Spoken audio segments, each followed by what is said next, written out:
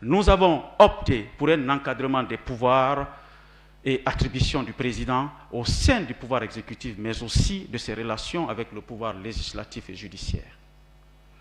Elle consiste par ailleurs à renforcer l'indépendance du pouvoir judiciaire, des cours et tribunaux et des magistrats. C'est ainsi que nous avons revu la composition du Conseil supérieur de la magistrature et limité l'influence du ministre de la Justice en son sein. Elle consiste enfin à réorganiser l'espace partisan et en instaurant la candidature indépendante aux élections nationales à l'exception de la proportionnelle. Ce choix voulu par la majorité de nos concitoyens les place au centre de la vie politique tout en rabotant l'hyper-hégémonie des partis et des mouvements partisans. Distingués invités, mesdames et messieurs, vous convenez avec moi qu'il est de la substance même de la démocratie représentative que les opinions, même les plus distantes, s'affrontent, qu'elles s'exercent par le suffrage transparent et par un mécanisme intègre pour orienter l'action publique, la législation et la réglementation.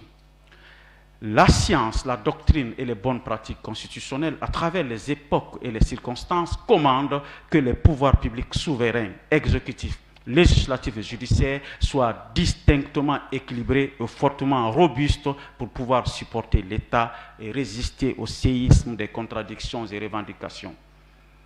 Ceci pour que, par-dessus les contingences politiques pures, socio-identitaires et économiques, un arbitrage équitable fasse valoir dans la continuité la préservation des intérêts nationaux les plus pertinents par le moyen d'arrangements institutionnels encadrés par la loi.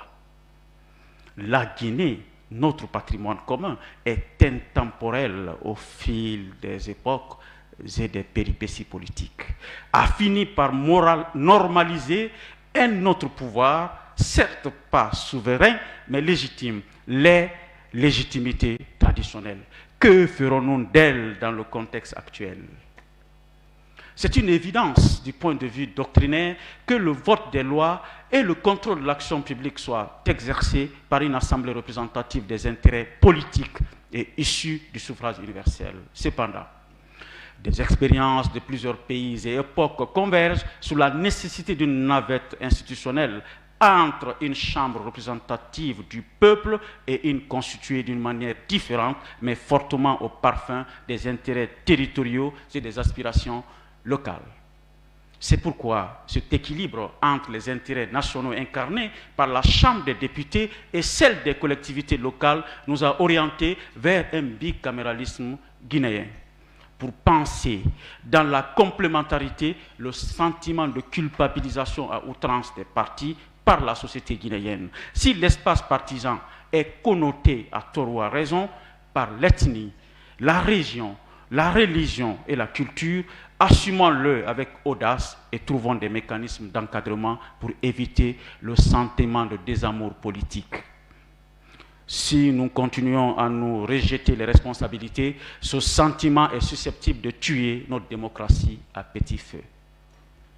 Enrichi par l'histoire politique et des dysfonctionnements institutionnels des 30 dernières années, les régions, les collectivités locales et les intellectuels les plus représentatifs font leur entrée au Parlement par la porte appropriée pour représenter les intérêts nationaux issus de l'addition des intérêts locaux de l'ensemble des collectivités, mais aussi des aspirations les plus profondes d'une certaine envergure et par les notabilités et personnes ressources.